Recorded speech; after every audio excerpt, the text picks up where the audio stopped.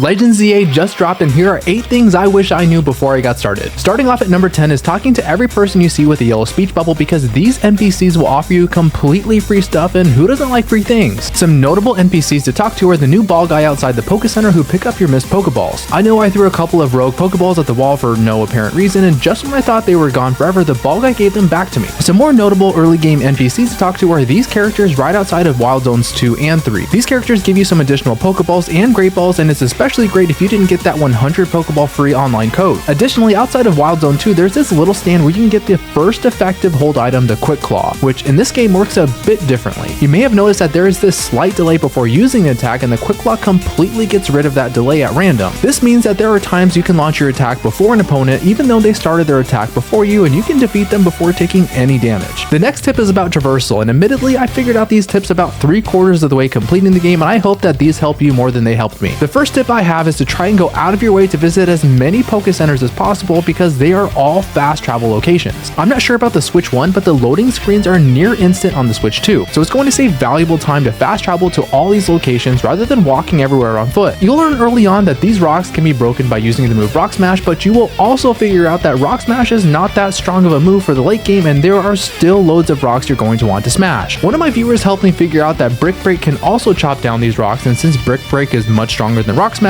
and gets rid of your opponent's screens, it was more viable to keep this move on my team for traversal and battle purposes. And while we're on this topic, these vines can be removed by using any fire move so you can pick up the items inside of them, and this goo can be removed by using any water move to unlock secret areas and wild zones. And while you're adventuring in the open world, just to ensure you know what you're going after, the red Pokeballs are regular items, and in all honesty, maybe 2 or 3 of them are worth my time going out of the way to pick up, as they're mostly just healing items. But these yellow/orange Pokeballs are TMs, which are reusable in this game and are 100% worth going out of your way for. And I call these purple ones Master Balls because that's what they look like, but these are called colorful screws, and we're just going to cover these in just a moment. They're mostly found by traversing these scaffolds, and they can be quite tricky in the early game. Sometimes there are these gaps between the scaffolding, and I initially thought that you had to wait to unlock some type of skill to be able to jump between them. And while that's somewhat true, one of my viewers helped me realize that you can just dodge roll between these gaps to get across them. Intel, you helped me so much by discovering all these tips, and I just want to say thank you so much. This is a valuable tip to know if you want to get Froakie early on, which I'm just going to pause right here for a second and tell you a small early game spoiler for the sole purpose of helping with team building. Of course, you have the 3 Legends ZA starters to choose from, but you will also get your choice of one of 3 Kanto starters similar to Pokemon X and Y, but you will also have the option of picking up all 3 Kalos starters very early. Yes, all 3 if you'd like. I wish I knew that before I picked my Kanto starter, but maybe that helps you. And while we're on the topic of team building, of course it is always going to be a discussion of who the best team is, which is the best starter, and my finding is that the best team is going to be the one that is as diverse as possible with as many type triangles as you can. Type triangles are referred to as 3 types that are not only super effective against each other, but also resist each other. And although Fire, Water, Grass is the most popular type triangle, some other types I found effective for switching are Fairy, Dragon, and Steel, as well as having Dark, Ground, and Flying type Pokemon for immunities. The reason is that many of the teams you're going to face are no longer monotype teams, and you'll face many opponents with diverse typing, so having as many types as possible is only going to benefit you. For example, you know I chose Meganium as my starter, so whenever I faced off against a flying type, I'd switch to Ampharos basically for free on a flying move. And then when I was threatened by a ground move, I'd switch to Charizard, who was immune, and then when Charizard was threatened by a rock move, I'd switch to Crocodile, who resisted. It's a good idea to constantly switch your Pokemon and use your entire team in every battle, not only for experience, but to also keep your team as healthy as possible. And just because the game didn't outright tell me this, contrary to the way the mainline games are, the first Pokemon in your party is not the first Pokemon to enter battle. Instead, the Pokemon that's highlighted in the bottom left of your screen is going to be the Pokemon sent out in battle, so just make sure you consider that before progressing the story. And I know you may be wanting some combat tips, so here they are. The first tip I have is to focus on gaining the Protect TM from Mabel as early as you can. All enemy Pokemon have the same restrictions as you, meaning they can only have 4 moves and they all have cooldowns. It's likely their Pokemon will have one super effective move against you, even though you have the type advantage, and I found that the best strategy is to wait for your opponent to use a move, use a perfect Protect, and then counter them with your attack in order to deal the most damage possible. As far as the timing goes, it can be a bit tricky to nail it, but I found that if your opponent starts to use a move, it's probably safe to use Protect. And no spoilers here, but just know that Mega Evolved Pokemon can hit through Protect similar to the way Z moves and Dynamax Pokemon can hit through Protect as well. I also found some cool combos such as using Tail Whip before attacking, which led me to defeating the enemy Pokemon quite quickly before I had to wait for any attacks to cool down, and by the time the enemy Pokemon fainted and the trainer sent out a new Pokemon, my moves were already back from cooldown and I could just repeat the same strategy. This also works well for setup moves like Calm Mind and Bulk Up before attacking to increase your attack and defense before the battle battle gets going. These buffs and nerfs last for about 10 seconds and are represented by this either glowing red or glowing blue. Blue means nerfed and red means buff, so just make sure to keep your eye out for that and maximize the timing as much as possible. And just in case you were confused like I was, this dot system represents your stats and it goes in this order: attack,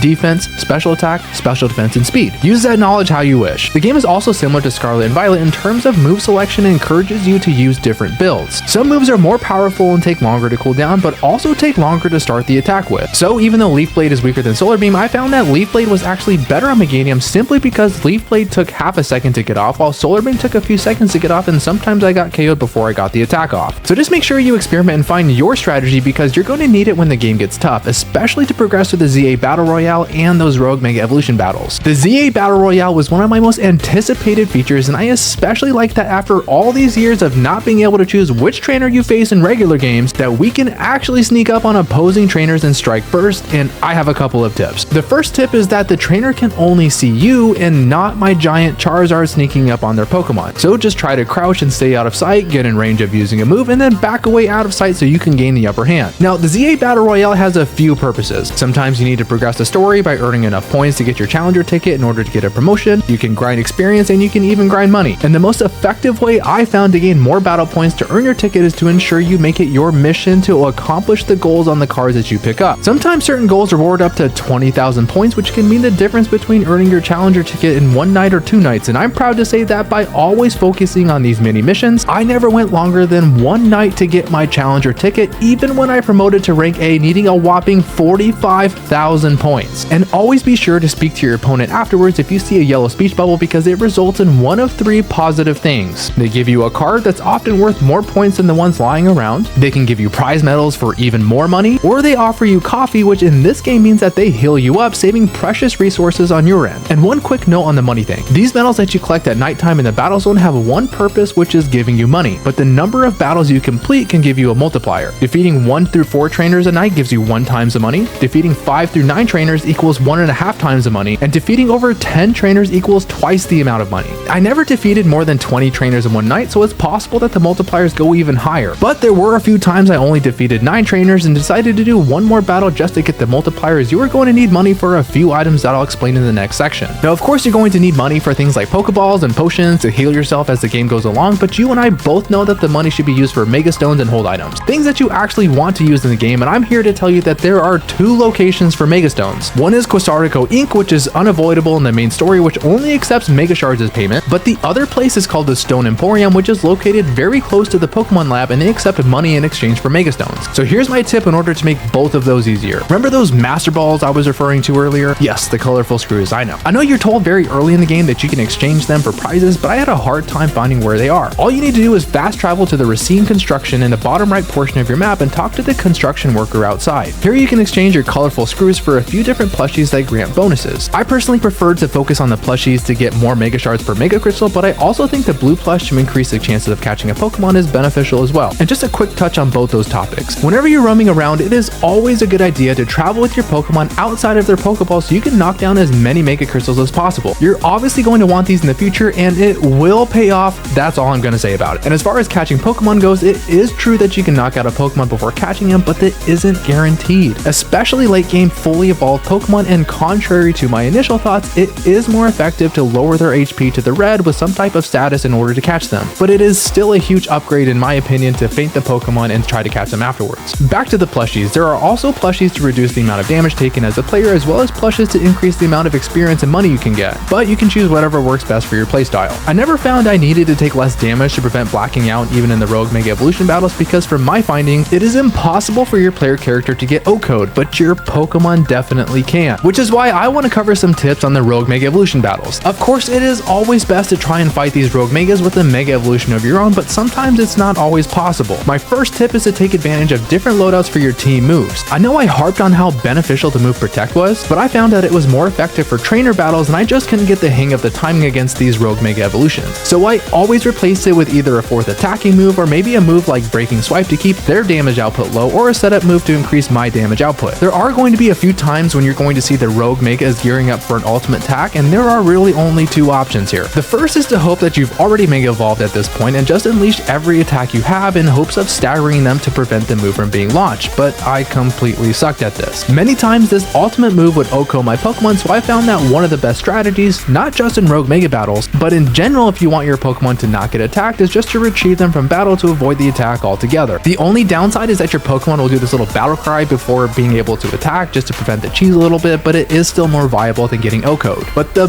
best tip for rogue megas is that if a Pokemon can learn the move Giga Drain, use them to stay healthy and these battles will be a piece of cake. Cough cough, choose Meganium as your starter. And the last tip that I have is to utilize your menu as much as possible for all of the quality of life adjustments. You can use this for fast travel, using your mobile box, adjusting movesets, and even reporting your findings to Professor Mabel instead of seeing her in person. These are all upgrades in my opinion, especially with Mabel's research. You can just open up the menu with the X button and then click X again to report your research and earn your new reward. Here you can see which TMs are coming up next, how many points to get to the next level, and even use the R button to see how to earn more points if you're chasing a certain item. And then you can go back to your party and immediately teach them a TM if you'd like. And now for just a bonus tip, I don't care how far you've gotten in the game, make sure you check out the museum in the northern part of the map. It has so many Easter eggs and it is just so cool. No spoilers for me, but check it out and thank me later. But that's it for me. If you like this video, I'd really appreciate a like, a comment on any tips that you know that I haven't covered yet, and even subscribing to the channel if you think that I've earned it and you want to see some of my combat guides. I'm going to be starting a series on combat guides on how to best use each individual Pokemon, so if you want to see that, make sure you're subscribed for the latest news. Thank you all very much. I hope you have a great time with your playthrough, and I'll see you all very soon.